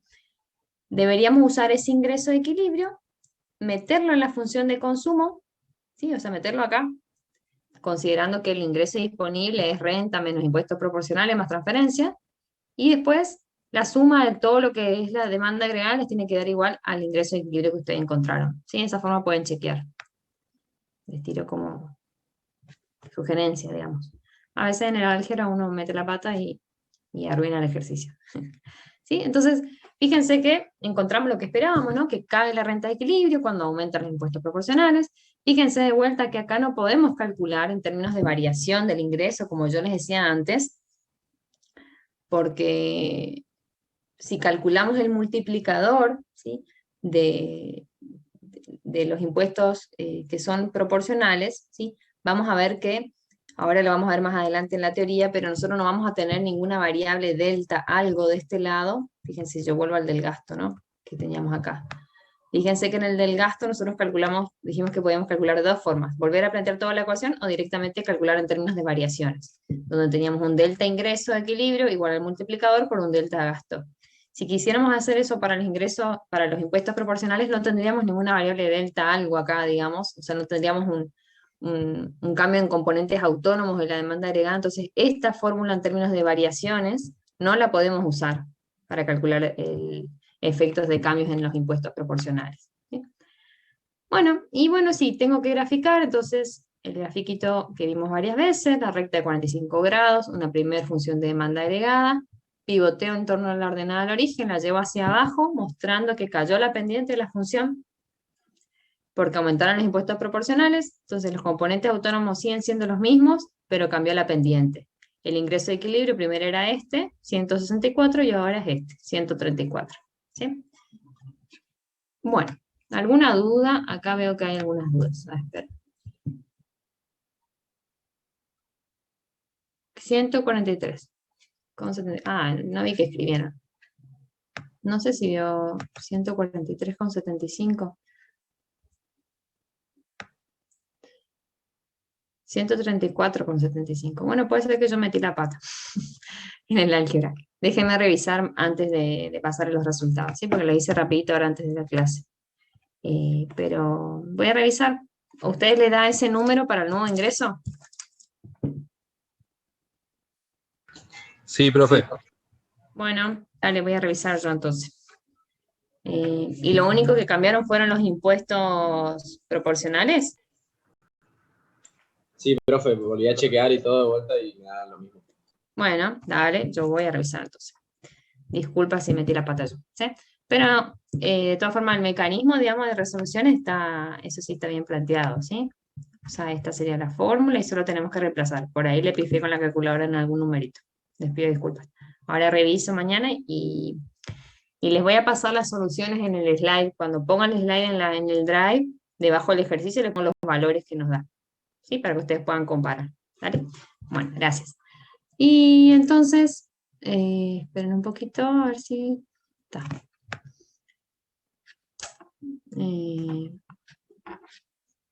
¿Por qué no me deja? Perdón, Bueno, vuelvo, entonces. Bueno, y después podemos analizar otra política. A ver, creo que tenemos los efectos de un aumento de los impuestos fijos. ¿Sí? Fíjense que este caso es más parecido a efectos de cambios en el gasto público. Primero siempre pensamos la interpretación o la intuición económica, ¿sí? Entonces, si aumentan los impuestos fijos, lo que es una política fiscal contractiva, ¿qué pasa? Aumenta el impuesto fijo, cae, eso afecta el ingreso disponible, ¿sí? Lo que la persona tiene en el bolsillo como para gastar es renta, menos impuestos, más transferencias. Entonces, aumentan los impuestos, cae la renta disponible, eso afecta negativamente el consumo, negativamente la demanda y negativamente la renta. Después, por efecto multiplicador, termina cayendo más la renta que el efecto expansivo es más grande, digamos, ¿no? En la renta que en el consumo por el cambio en el ingreso disponible. Eso todo por el efecto multiplicador que ya lo explicamos varias veces. Entonces lo que espero respecto a la renta de equilibrio es que caiga. ¿Cómo lo muestro gráficamente? Si partimos de una función de demanda como esta, a ver, acá, esta es la primera, ¿sí? Entonces este era el nivel de componentes autónomos, esta, la pendiente es C por 1 menos T, ¿sí? Este T0 son los impuestos proporcionales, la intersección me muestra que el ingreso de equilibrio era este I0. Y después si aumentan los impuestos proporcionales que están dentro de los componentes, perdón, si aumentan los impuestos fijos que están dentro de los componentes autónomos, ¿sí? Acá no está la ecuación, pero fíjense, acá estaba, ¿sí? Fíjense que los componentes autónomos son consumo autónomo, más inversión autónoma, más gasto, más transferencias, menos impuestos fijos, ¿sí? Entonces, si aumentan los impuestos fijos, ¿sí? La ordenada al origen, como esto está restando, la ordenada al origen va a caer. Y la pendiente nos afecta, ¿sí? Porque la pendiente es C por 1 menos T cerito, ¿sí? En donde este T cerito son impuestos proporcionales. Entonces, en definitiva, ¿qué pasa gráficamente? La curva de demanda agregada se nos desplaza hacia abajo, mostrando que solo cambia la ordenada al origen, en la pendiente no, ¿sí? Entonces, si vemos el paso a paso, digamos, al momento donde se aplica la política, fíjense que la demanda agregada cae a este nivel, la producción y la renta son más altas, entonces en ese momento ocurre un exceso de oferta, si se quiere, o sea, hay más producción que demanda, por lo tanto los empresarios acumulan esa producción, o sea, es una inversión no planeada positiva, así aumentan las existencias de los empresarios, y eso es una señal para ellos de que tienen que reducir su nivel de producción. Y por otro lado, desde la perspectiva de la demanda agregada, esa contracción en el ingreso disponible y en el consumo se expande por efecto multiplicador y termina cayendo la renta más aún, ¿sí? Entonces terminamos, luego de toda esta escalerita de efectos y los efectos multiplicadores, terminamos en este equilibrio, nuevo equilibrio, que surge de la intersección entre la recta de 45 grados y la curva de demanda agregada, y que fíjense es más chiquitito que la inicial, ¿sí? Entonces en definitiva mostramos que el efecto final es una caída de la producción y de la renta, debido a esta política. Y acá pueden hacer lo mismo, ¿sí? Les dejo esto para que hagan ustedes solitos. No, vamos a ver esto. A ver.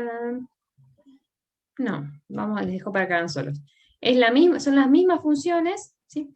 Pero ahora la política fiscal contractiva es un aumento de los impuestos fijos, ¿sí? Entonces, de nuevo, les pido que calculen el ingreso de equilibrio, el efecto multiplicador, que comparen los efectos multiplicadores de los impuestos contra el del gasto, ¿sí? Ahora vamos a ver en términos teóricos eso, y que grafiquen los efectos, ¿sí?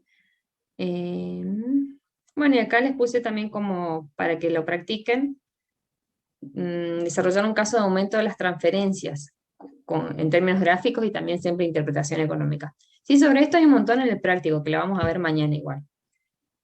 Pero bueno, les dejo por si quieren practicar un poquitito más. Entonces acá lo que tendrían que hacer es suponer que aumentan los impuestos fijos en 18, ¿sí? Es decir, tendrían que plantear. Si quieren podrían resolver directamente desde acá, ¿sí? Lo más aconsejable es que partan de ingreso igual a la demanda agregada, y la demanda agregada la vayan reemplazando por consumo más inversión más gasto. ¿Sí? Y luego dentro del consumo, fíjense, dentro del consumo, esta es nuestra función de consumo, ¿no? Donde está la parte de los impuestos, entonces aumentarían los impuestos fijos. ¿Sí?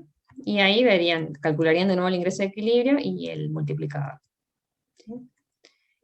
Fíjense, cuando les dice solo efecto multiplicador, esperen que vaya a donde corresponde. Cuando dice solo efecto multiplicador, hace referencia a esto. A esto. Sí, digamos, de la ecuación de equilibrio tenemos los componentes autónomos por un lado y por otro lado 1 menos lo que está abajo, que suele ser 1 menos c por 1 menos t, si tenemos impuestos proporcionales. ¿Sí? Eso sería el multiplicador en términos generales. Y después uno puede tener un multiplicador para cada una de las variables, yo le decía, para el gasto, para la inversión autónoma, para el consumo autónomo, para las transferencias, para los impuestos fijos. ¿Sí? Otra opción es que se les pregunte en particular esos multiplicadores. Y cómo ustedes lo calculan, pueden usar la derivada, como yo le decía, que para mí es lo más fácil. Y si no, pueden hacerlo en términos de incrementales, que lo vamos a ver ahora. Sí, vamos a ver eso ahora, pero esperen un poquitito, que hay alguien en el chat. Yo no puedo ver el chat, ¿me pueden decir la pregunta? ¿Qué me pasa? No me deja.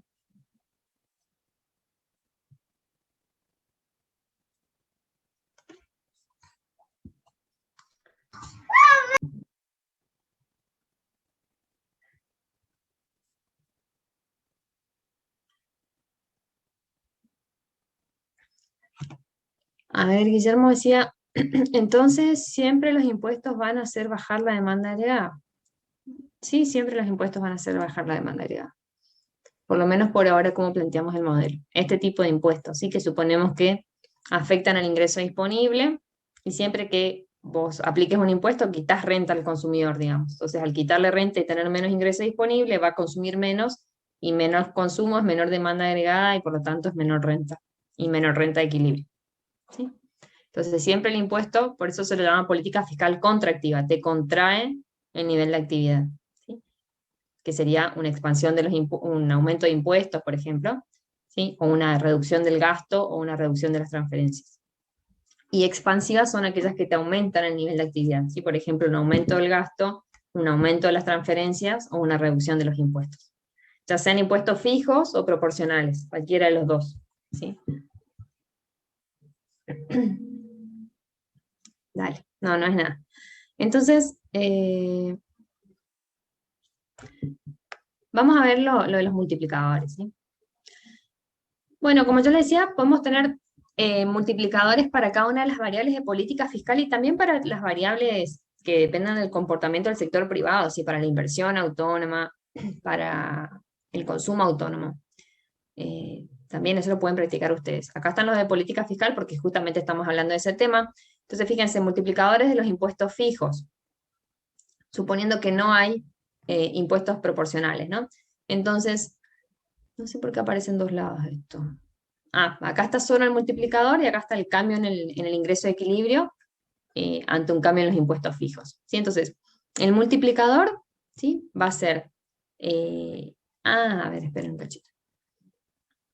Así me gusta más, partimos acá.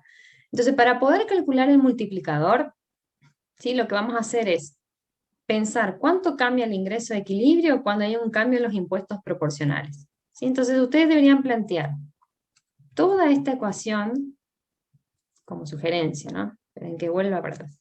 Toda esta ecuación, reemplazando A0 por sus componentes, ¿sí? Que son consumo autónomo, más inversión autónoma, más gasto autónomo, menos los impuestos fijos, más las transferencias, ¿sí? Tener completita la ecuación y decir, bueno, ¿cómo cambia el ingreso de equilibrio si cambian los impuestos, por ejemplo? Entonces, en términos de incrementales, ¿no? En términos de tasas de variación.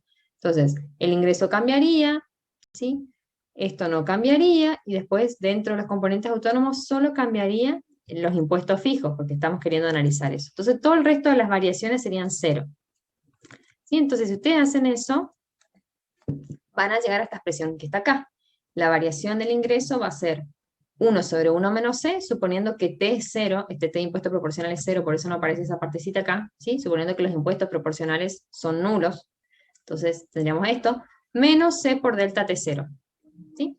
Y ahí si ustedes despejan T0, lo llevan para el primer miembro, van a poder calcular esto que está acá, que es el multiplicador, ¿sí? Ver cómo cambia el ingreso de equilibrio ante un cambio marginal en los impuestos fijos, ceteris paribus, si nada más cambia. Eso es igual a C menos C por 1 sobre 1 menos C. Entonces, fíjense, ¿cuál fue el mecanismo para poder calcular el multiplicador en términos de tasas de variación? Suponer que, analizar, perdón, cuál es el cambio en el ingreso de equilibrio cuando en la ecuación de demanda agregada, que es lo que está de este lado, ¿no? Solo cambian los impuestos fijos. ¿Sí? Entonces yo les invito a hacer ese ejercicio. Plantear toda la ecuación del ingreso de equilibrio y suponer en este caso que solo cambian los impuestos fijos. Entonces todas las otras variables van a tener un incremento que es cero, porque suponemos que están fijos las otras variables. Entonces van a llegar a esto, y luego el delta T0 lo llevan para el primer miembro y llegan a esta expresión. Entonces fíjense, el multiplicador de los impuestos fijos es eso, ver cómo cambia el ingreso de equilibrio cuando cambian marginalmente los impuestos fijos y el resto permanece constante, ¿sí? Es decir, el gasto público permanece constante, la inversión permanece constante, el consumo autónomo constante al inicio de la política, ¿no? Entonces, esta es la fórmula. Después, podemos calcular también el multiplicador del gasto autónomo, ¿sí? Del gasto público. Acá suponemos que hay impuestos proporcionales. Entonces, ¿cómo hacemos? Lo mismo, tomamos la ecuación del ingreso de equilibrio, planteamos los incrementales para cada una de las variables, y suponemos que la única variable que cambia es dentro de los componentes autónomos es el gasto público. Por eso le ponemos esta delta G0 y las otras delta inversión, delta consumo, etcétera, etcétera, valdrían 0. Por eso no están acá. Y ahí despejamos, delta G0 lo llevamos para el primer miembro, que es lo que está hecho acá, y llegamos a este multiplicador para el gasto público. ¿Sí? Que nos dice entonces cuál es el cambio, cómo cambia el ingreso de equilibrio cuando ante cambios marginales en el gasto público, si el resto permanece constante. ¿Sí? Es igual a esta expresión que está acá. ¿Sí? Fíjense, en este caso el de arriba, si hubieran impuestos proporcionales, acá abajo habría que agregarle entre paréntesis por 1 menos t, como está acá en el gasto público. ¿Sí? Esa sería la única diferencia. Y por último, el multiplicador de las transferencias. ¿Sí? La misma forma de cálculo, usamos la fórmula del ingreso de equilibrio, planteamos los incrementales, ¿sí? Para todas las variables, suponemos que la única variable que cambia es la transferencia en este caso, y el resto, el cambio es nulo, por eso no aparecen. Y luego despejamos delta transferencias, lo pasamos para el primer miembro, que es lo que está hecho acá, y llegamos al multiplicador de las transferencias, que nos dice cómo cambia el ingreso de equilibrio ante un cambio marginal en las transferencias y el resto permanece constante.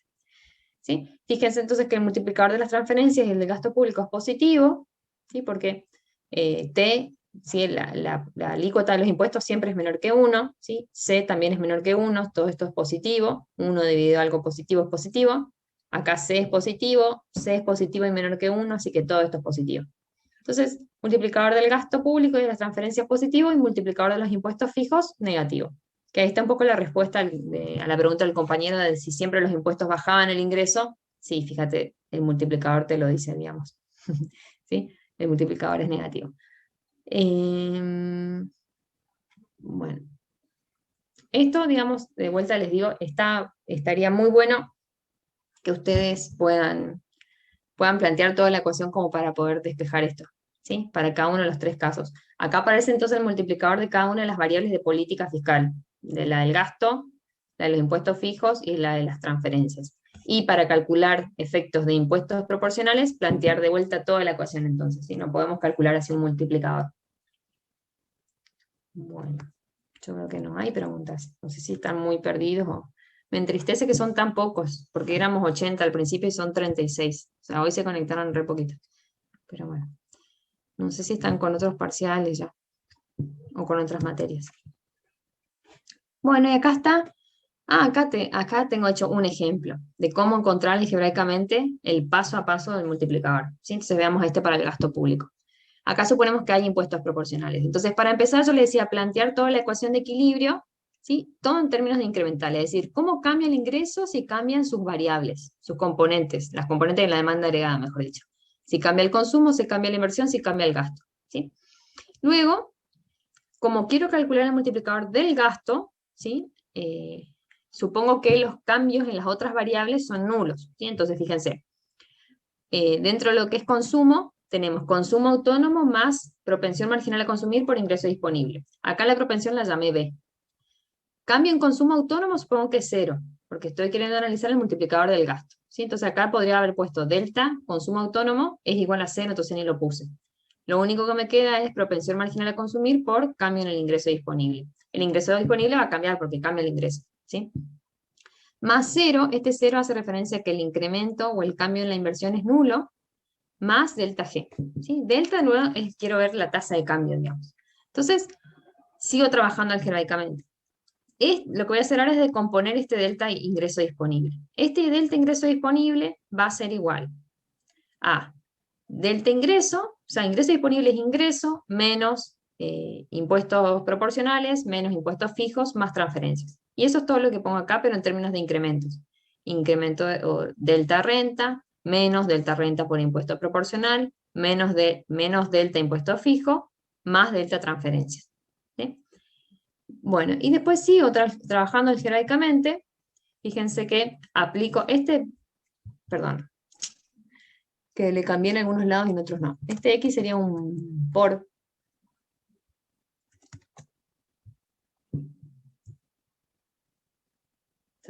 Ahora sí, para no confundirlos. Entonces, aplico propiedad distributiva y supongo que los cambios los cambios en los impuestos fijos y en las transferencias son 0. Sí quiero analizar el efecto del gasto público. Entonces, asumo que delta T es 0, delta transferencia 0, y aplico propiedad distributiva. Me queda beta por delta I, ¿sí? Menos beta por delta IT, ¿sí? Y más delta G, ¿sí? ¿Por qué me queda este impuesto proporcional acá? Porque fíjense que acá lo que estoy variando es la renta, y la renta sí va a cambiar, ¿sí? Entonces me queda eso. Y bueno, y después una vez que llego a esta expresión, lo que hago es despejar quiero calcular cómo cambia el ingreso ante cambios en el gasto, ¿sí? Agrupo todo lo que tenga delta I. Llevé este delta I para el segundo miembro y este delta G para el primero. Eso es lo que hice acá. Y acá tengo varios delta I, saco factor común delta I, me queda esto que está acá adentro, y ahora sí, llevo este delta G para acá y esta expresión para allá, y me queda esto que está acá. ¿Sí? Es medio choclazo para hacer toda la derivación, pero bueno, así es. ¿Sí? Por eso le decía, es mucho más fácil si lo hacen con derivada, digamos. Acá tenemos en términos de incrementales, me dice cómo cambia el ingreso cuando cambia el gasto en términos marginales, es igual a esto, pero si ustedes lo hacen con derivada es mucho más fácil. ¿Sí? Así que para mí es indiferente como lo que quieran, o sea, el método que les quede más fácil a ustedes, pero es mucho más fácil acá poner todos los componentes del gasto autónomo y hacer derivada de I con respecto al gasto y les quede directamente esta expresión. Sí, pero bueno, elijan ustedes la que les parezca mejor. Bueno, y así ustedes podrían practicar derivar algebraicamente el multiplicador para las transferencias, por ejemplo, o para los impuestos, ¿sí? Para los impuestos fijos. Bien. Esperen un poquitito. Bueno, quedan 15 minutos, vamos a ver esto y seguimos mañana, ¿sí?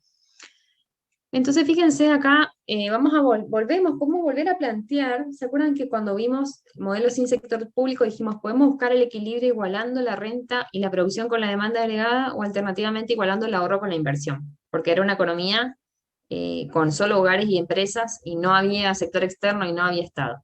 Pero ahora cuando tenemos el sector público en el modelo, cambia un poquitito esta identidad de ahorro-inversión, ¿sí? Entonces acá la llamamos identidad de ahorro-inversión con sector público. En el modelo más básico, el ahorro era igual a la inversión, ¿sí? Pero ahora cuando tenemos el sector público cambia un poco la cosa. Vamos a ver cómo cambia.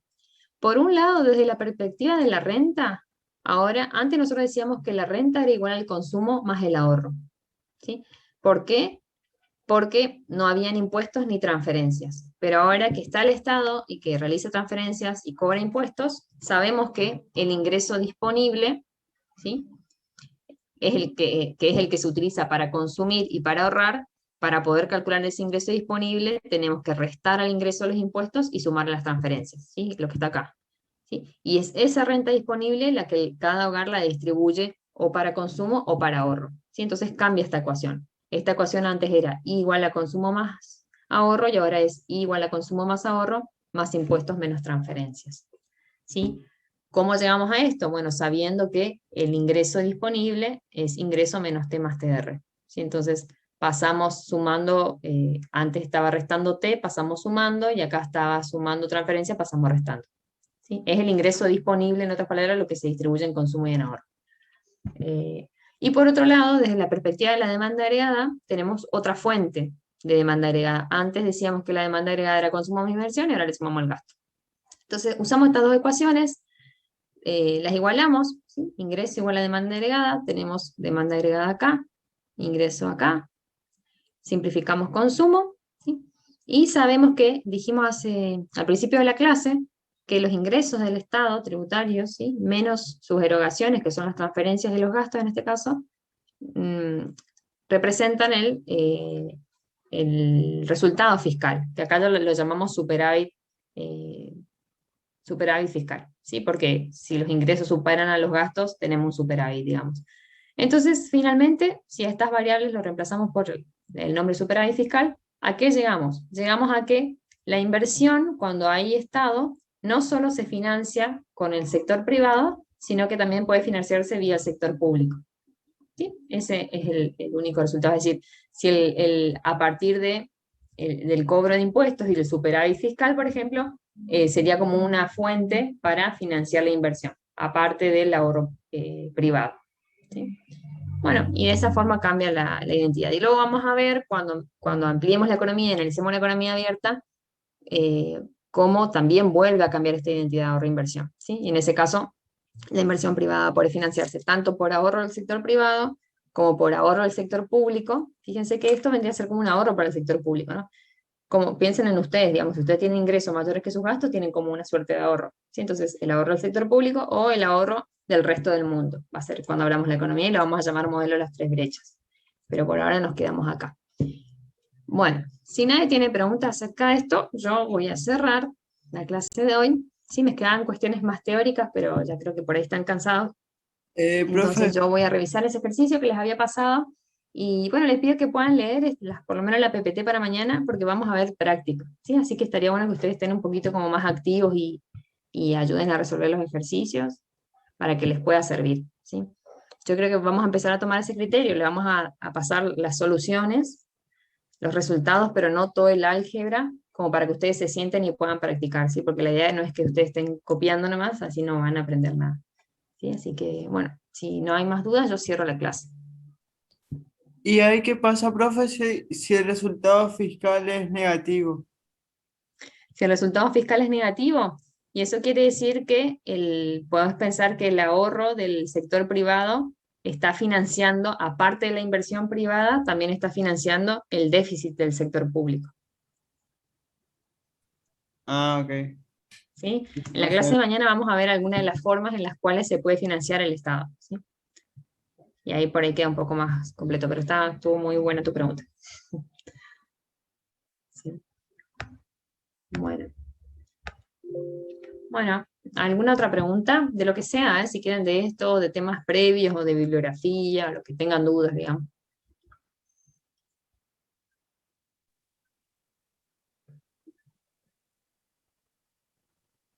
Nada.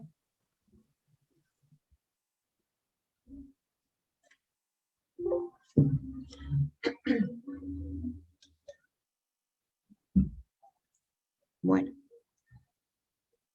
no me acuerdo bien cuándo era el parcial, pero creo que debe faltar un tiempo, ¿no? Por lo menos unos 15 días, supongo. El 10, profe. ¿El 10 de mayo? Sí. Ah, bueno, tenemos un par de días más, 20 días. Bueno, estaría bueno que vayan leyendo y haciendo consultas, entonces, ¿sí? Profe, Eh, ¿cómo es el examen? ¿Cómo es el examen? Esa es una buena pregunta también. No, y el examen se suele abarcar como una variedad de temas bastante grande, digamos, es como que hay un salpicado de todo lo que se dio hasta la toma del parcial, digamos, o sea que no suelen quedar temas afuera, o en otras palabras se toma algo de cada unidad, y es teórico práctico, ¿sí? Por eso les recomendamos que hagan los ejercicios, siempre los ejercicios se les pide interpretación, se suele pedir interpretación, o sea, la resolución matemática, que puedan interpretar a lo que llegaron, y en general si son modelos que los puedan graficar también, ¿sí? Por eso siempre cuando damos modelos, yo siempre digo y soy repetitiva, estudien la parte algebraica, o sea, cómo resolverlas, cómo plantear el modelo, cómo resolver las ecuaciones, estudien la interpretación económica y estudienlo en términos gráficos, como que son 3 patas del modelo que si uno no está, queda re incompleto. Eh, y, y bueno, no se preguntan cosas de memoria, digamos, es como, solo la parte al final, la parte de teorías de crecimiento, por ahí se le puede preguntar, bueno, explíqueme tal teoría del crecimiento. Pero para la primera parte, eh, o sea, de forma conceptual puede ser qué son los índices de precio, qué tipos de índices de precio existen, cuáles son las diferencias, ¿sí? Y el resto es más bien interpretación, o sea, ejercicios prácticos e interpretación de los resultados. ¿Sí? O sea, resolución algebraica, interpretación y gráfico, ¿sí? O si son cálculos de índices de precio, por ejemplo, calcular los índices de precio, la inflación en base a diferentes índices de precio y comparar los resultados. Como que son bien completitos en ese sentido. ¿Y ambas instancias son oral, digamos, o es escrito y después oral? Por lo menos el año pasado lo que hicimos es llamarlos de a tandas, ponerle 5 o 6 chicos por videollamada, les dábamos ejercicios con interpretación y preguntas teóricas, digamos, les dábamos un tiempo para resolver, cuando terminaban nos mandaban fotos, y para los parciales quedábamos ahí, o sea, les corregíamos y les dábamos una nota, ¿sí? Aprobado o desaprobado, no había posibilidad de promocionar en principio. Después, para todos los que aprobaban, se les dio la chance de rendir un integrador para poder promocionar, y los que querían quedarse regular después rendían en mesa, ¿sí? Y sí, para la promoción o para la regularización al final, algunos profes tomábamos primero un escrito, si estaba a 10 puntos ya pasaban, si estaban más o menos les dábamos una chance, un oral, y si estaba muy mal ya los mandábamos a volver en otra oportunidad. Así, porque en general la macro, aunque presencial, digamos, los exámenes siempre fueron escritos, no se toma oral porque son demasiado chicos. Entonces suele ser escrito, ¿sí?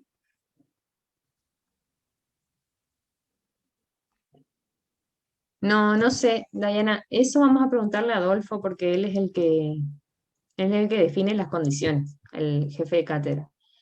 Pero yo supongo que va a ser igual que el año pasado, porque ustedes tienen que tener opción a promocionar, ¿sí? Porque eso no puede elegir una cátedra, digamos, eso a nivel facultad, todos tienen que tener derecho a promocionar.